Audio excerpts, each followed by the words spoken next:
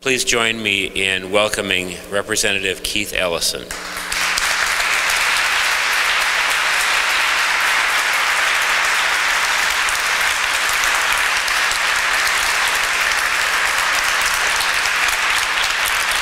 Thank you very much. Judge Thunheim, thanks for that very kind introduction. And let me tell you that it's really an honor and a personal thrill to be talking about one of my personal heroes, Humbert Humphrey. When I say he's a personal hero, what I mean to say is that more perhaps than many people who I've ever had a chance to ever hear about, Humbert Humphrey embodies the best ideals of us all. When we honor Humbert Humphrey, we don't just honor him, we honor the best of us. And so it's very fitting that we would come together to remember him, to remember the principles that he stood for, because I think that he is an individual who we should try to inspire other people to look at and to emulate. And when I think of him, it must be my mother's recollection of him that really sticks with me the most. My mother was born in rural Louisiana in 1935. And her father was a civil rights and NAACP worker. And her father was organizing black voters in rural Louisiana in the late 40s. And so you can imagine what my grandfather, Frank Martinez, thought about a man like Humbert Humphrey, who in 1948, as a mayor of Minneapolis, goes to the convention. And he does this at a time when America is deeply divided. It's hard to even imagine what it was like then. I wasn't around, but you know that signs of racial segregation were prominent and common. They were commonplace. It would be unusual in certain parts of our country not to have them. And in certain parts of our country where the signs didn't exist, the social norms and conventions kind of directed people, you go here, you go there. And in fact, it wasn't a mainstream, equality and integration was not necessarily a mainstream position. It was somewhat of an unusual position. And it was at a time when certain stereotypes and prejudices were just sort of like taken for granted. And that's not to say people of conscience didn't know these things were wrong. They knew it was wrong, but you know what? It was the way it was. And who among us wants to go against the way it is? No matter what we may think about the way it is after all the way it is. And so to go against that grain, to stand up, is really quite a remarkable thing. And stand up is what exactly he did. In some ways you might think he stuck his nose in a situation he could have very safely just left alone. Here he is, a northern white mayor, talking about racial equality as it was ravaging our country, and he asked the Democratic Party to say, let's embrace integration and let's not be one of those states that embraces so-called states' rights, which was really nothing more than code for segregation. And in that context, he knew, you know, every politician knows that, you know what, we need unity. All of us politicians, we fight for unity all the time. We don't want our party to be divided because we know that if our forces are weakened, we're not going to be as strong. And yet he valued justice and equality even above party unity. And he stood up on that convention floor and he said, let us abandon the dark night of segregation and walk into the bright light of integration. And people like Strom Thurmond, offended by this, led a group out, which eventually they called the Dixiecrats. I mean, Humbert Humphrey's courage is just astounding. He didn't have to stick it in, his nose in it. It didn't necessarily benefit him personally. It didn't make him better off. In fact, what it probably did, at least in the short term, is brought him a certain amount of derision and criticism from people. And not even just the segregationists like Strom Thurmond, but also people who were like, you know, Keith, we all know that, you know, America's gonna, you know, accept the Negro one day as a full and equal, but it's not today. And isn't it more important that we go into these next set of elections unified? Can't you just hear people saying stuff like that, Dane? Isn't it just easier for us just to let it go and let it slide? And if we don't win the next election, we can't do anything about these issues you care so much about, Humbert. So just let it go. He said, no, I'm not going to let it go. I'm going to talk about integration. I'm going to talk about inclusion. You know, he must have read those words, that all men are created equal and endowed by our Creator with certain inalienable rights, among them life, liberty, and the pursuit of happiness. And it must have stuck in his craw that those words, when they were written, you know, they just really didn't exist at that time. But him being this supreme optimist, he didn't say the words weren't true. He said the words aren't true yet. And he's gonna take personal responsibility to make them true. And so he risked a lot. And you know what? Today, we take women's rights and equality and civil rights for granted. It's the way we live. But I don't want us to ever forget that it was people like him who laid it on the line to make it happen. To make it happen. You know, our wonderful state of Minnesota at one time was known as being a bastion of anti-Semitism. And it was a place where a lot of people who were Jewish did not necessarily feel fully included. 1948 was a different world for our Jewish community than it is today. At that time, Israel was an idea, not a reality. At that time, discrimination in private clubs and in employment and in neighborhoods was still common. And it was people like Humbert Humphrey who stood up and spoke in new environments. So spoke difficult truths to people about the dangers of religious intolerance.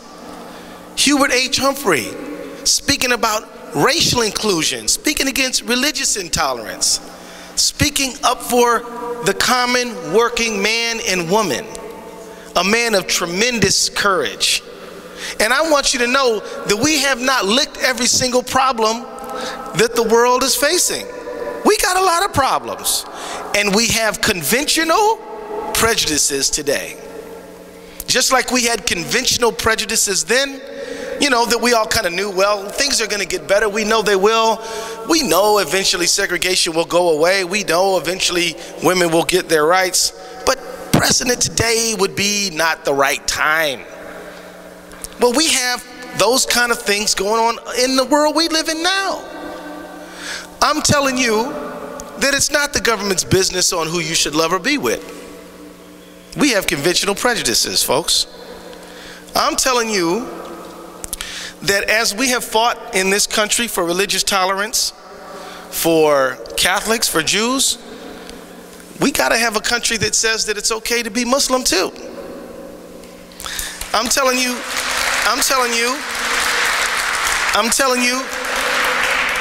that we are getting very used to the fact that our income divide between rich and poor is expanding and growing and getting to a degree that the top 1/10 of 1% earn about 27 million a year. The bottom 90% earn about 32,000 a year. And we're getting comfortable with this.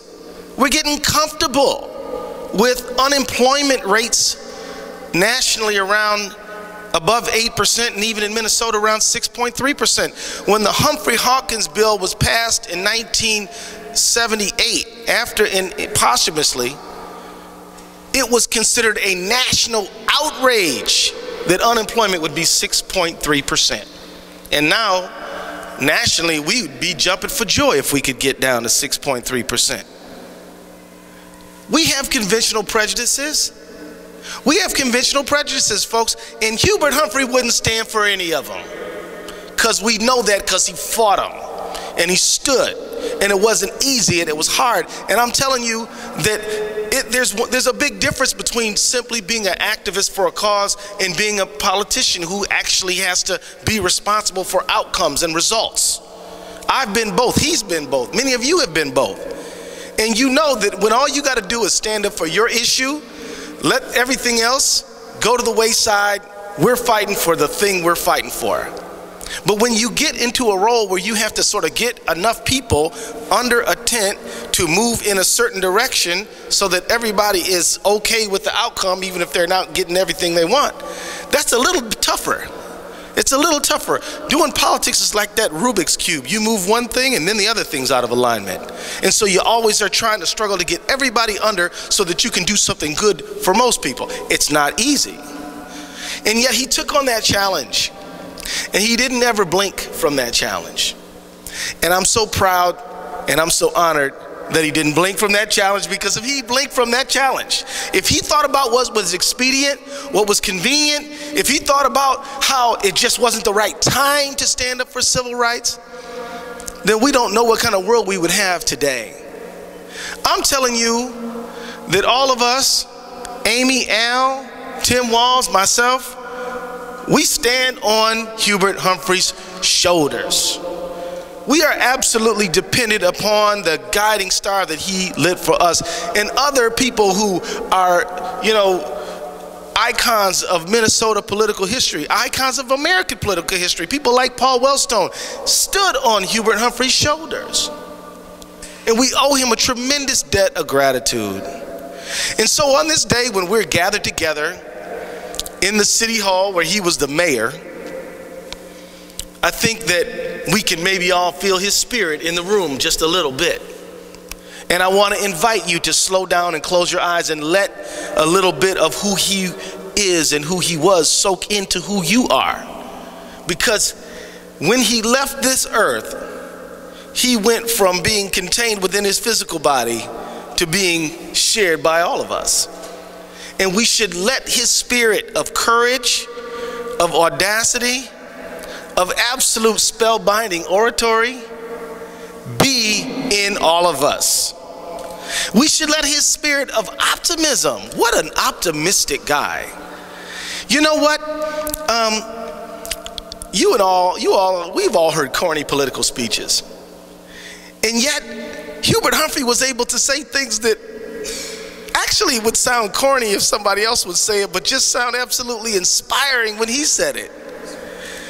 And the reason why is because we all want to believe in our better selves. We all want to be our nobler selves. We all want to be a little bit more courageous. We all want to be a little stronger.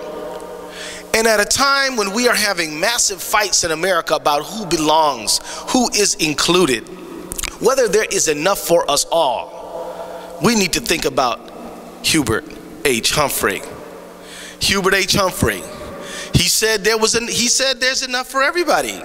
There's enough for those of us born in the United States, and there's enough for us who have made America our home as new Americans. We don't have to growl at the new Americans. We should embrace them. He said there's enough for the, there's enough in our time for the straight and the gay.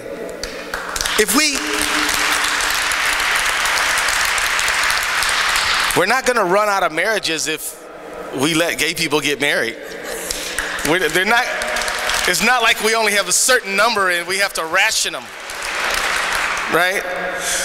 There's enough for us all. There's enough for an economic compact which allows middle-class working people to be able to put food on the table without saying that you can't go out into the private market and make a decent living.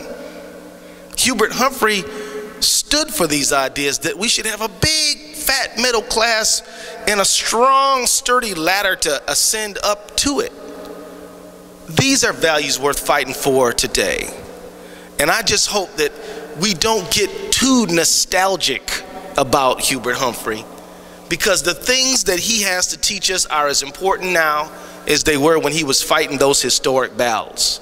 And when he was fighting those historic battles, he did not know the outcome. Think about it. He didn't know in 1948 that there was going to be a 1964 Civil Rights Act. He didn't know in 1948 that there was going to be a 1965 He didn't know that there was going to be Medicare in 1968, fair housing. He did not know when he got up on that podium and he called for integration and he stood against states' rights that these would be the fruit of his labor would be what it was. That's why it's courageous for him to have done so. So this is a great day. This is a day of celebration. This is a day of remembering, but it's also a day of thinking about what could be, about what conventionalities that we just have sort of accommodated ourselves to that shouldn't be and don't have to happen. So let's stand together, let's hold hands, and let's all be Humbert Humphrey a little bit today. Thank you.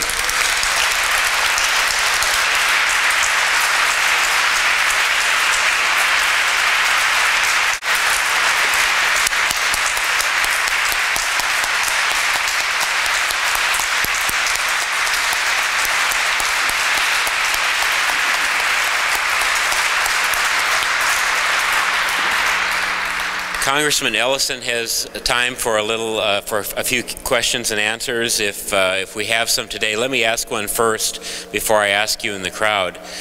Congressman Ellison, back in Humbert Humphrey's day, it seems that being a liberal was something that was in many respects a badge of honor. It stood for caring about the common good and the common person. Some would say we've seemed to have lost that in this new era of politics in America. What are your thoughts on being a liberal, what that means today, and perhaps how that can be a strong and vital word again for America? Well, that's an excellent question, and I think that what we allowed to have happen is that we allowed cynicism to creep in. In order for liberalism to be a respected, robust concept, you have to have hope and optimism. But if you allow someone to convince you that somehow hope is for suckers, optimism is for people who are, naive, and if you let someone convince you that everybody's on the make, everybody's on the take, and that the better impulses of human beings really never do emerge, then you go from liberal becomes not open-minded, inclusive, and generous. It becomes naive, generous with other people's money. It becomes patronizing, not listening to the very people you claim to be fighting for. I think that as liberalism is like an idea, it's like a garden. You have to make sure that you're tending the garden, and you cannot let cynicism creep in. And we've got to remember, cynicism is not a virtue. And because you care about people doesn't make you a sap or a sucker. And just because some people will take advantage of your generosity doesn't mean that generosity is not a good thing to possess and to have and to stand for. I mean,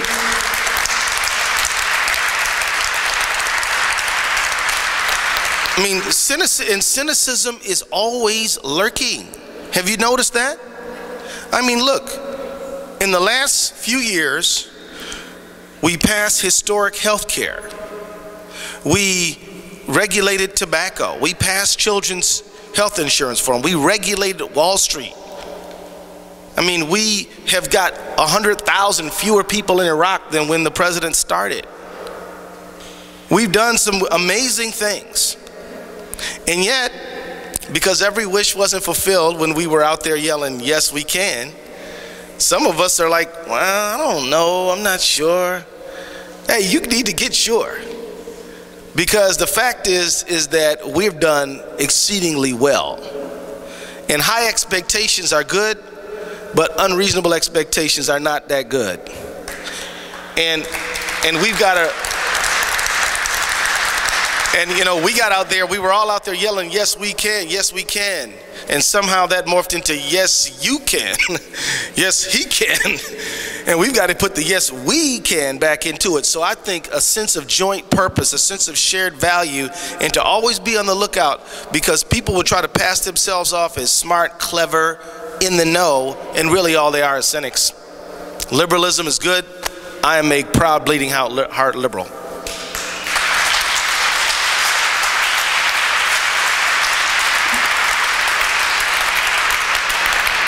Anyone have a question for the congressman?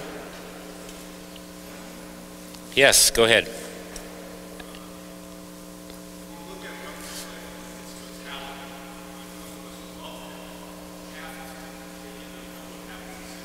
Yep.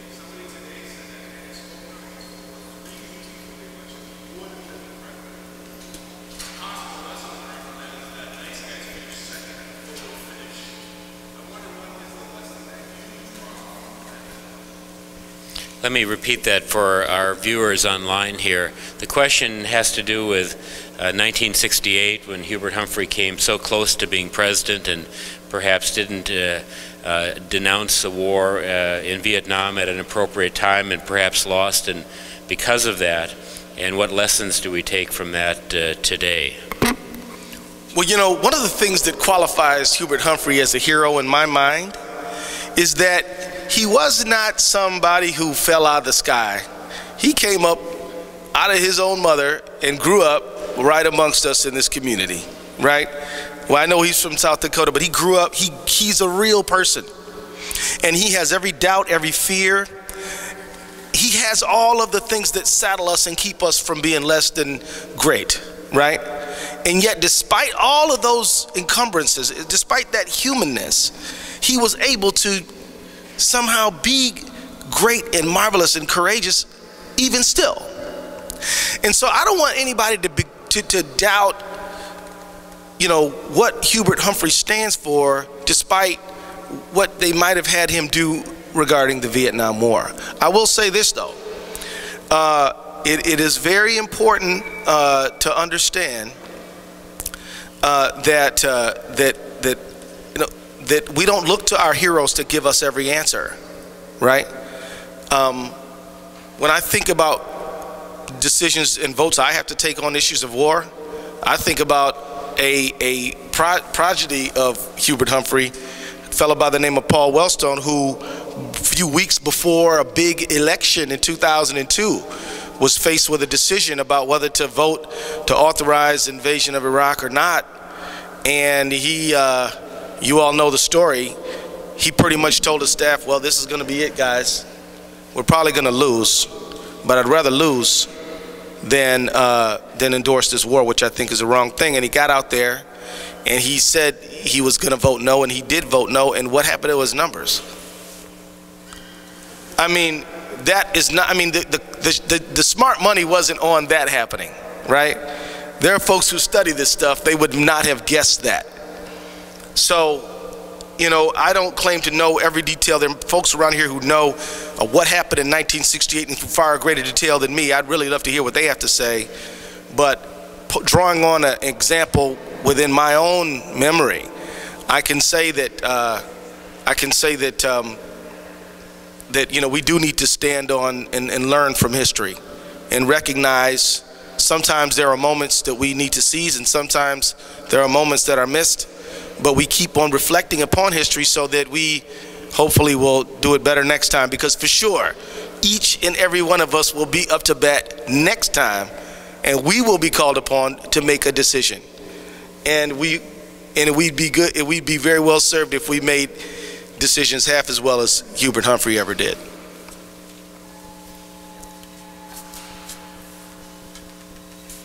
Anyone else have a question? Yes.